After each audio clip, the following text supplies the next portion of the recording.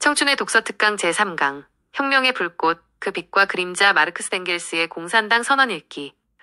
여러분 안녕하세요. 청춘의 독서 세 번째 시간입니다. 지난 시간에는 리영희 선생님의 전환시대의 논리를 통해 시대의 진실을 탐구하는 지식인의 사명에 대해 이야기 나누었습니다. 오늘은 그보다 한 세기 앞서 세상을 근본적으로 바꾸고자 했던 혁명의 열정과 그 이면에 담긴 복잡한 문제들을 다룬 매우 뜨겁고도 위험한 책, 바로 칼 마르크스와 프리드리히 엥겔스의 공산당 선언을 함께 읽어보려 합니다. 1848년에 발표된 이 선언문은 하나의 유령이 유럽을 배회하고 있다. 공산주의라는 유령이 라는 도발적인 문장으로 시작합니다. 그리고 만국의 프롤레타리아여 단결하라.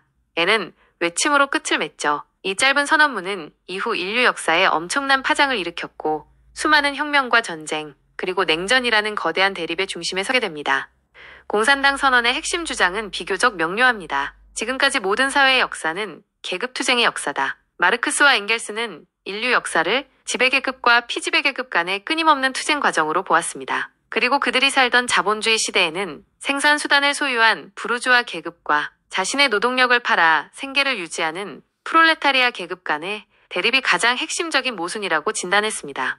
그들은 자본주의가 그 자체의 모순으로 인해 필연적으로 붕괴할 것이며 프롤레타리아 혁명을 통해 계급 없는 평등한 공산주의 사회가 도래할 것이라고 예언했습니다. 이러한 주장은 당시 열악한 노동 조건과 극심한 빈부격차에 시달리던 수많은 노동자들에게 거부할 수 없는 매력적인 메시지로 다가왔을 것입니다. 억압받는 자들이 역사의 주인이 되어 새로운 세상을 건설할 수 있다는 희망을 주었기 때문입니다.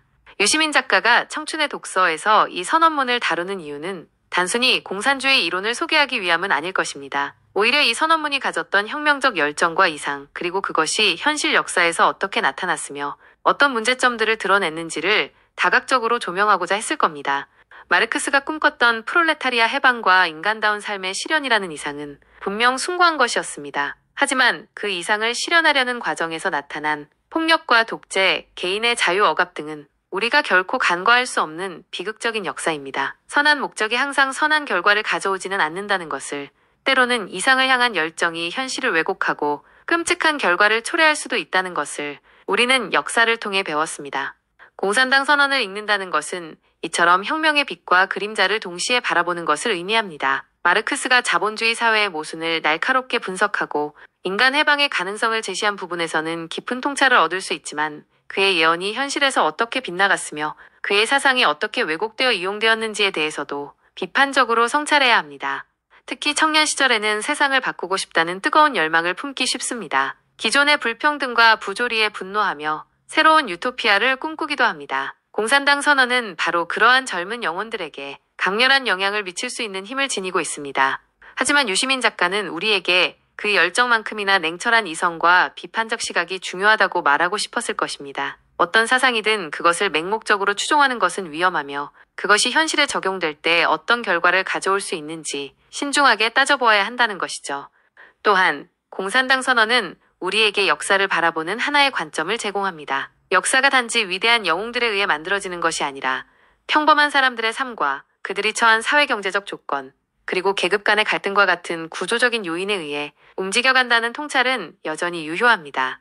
오늘날 우리는 마르크스가 살았던 시대와는 또 다른 복잡한 문제들로 가득한 세상을 살아가고 있습니다. 공산당 선언을 통해 우리는 과거의 혁명가들이 꿈꿨던 세상과 그들이 마주했던 현실을 되돌아보면서 오늘 우리가 추구해야 할 진정한 진보는 무엇인지, 그리고 더 나은 미래를 만들기 위해 어떤 노력을 해야 하는지 다시 한번 고민해보는 계기를 마련할 수 있을 것입니다. 단순히 옳다 그르다 혹은 성공했다 실패했다는 이분법적인 평가를 넘어 이 선언문이 인류 역사에 던진 질문들과 그것이 남긴 교훈들을 성찰하는 것이 중요합니다. 그것이 바로 청춘의 독서가 우리에게 권하는 고전을 읽는 방법일 것입니다. 청춘의 독서 세 번째 강의, 마르크스와 엥겔스의 공산당 선언편을 마치겠습니다.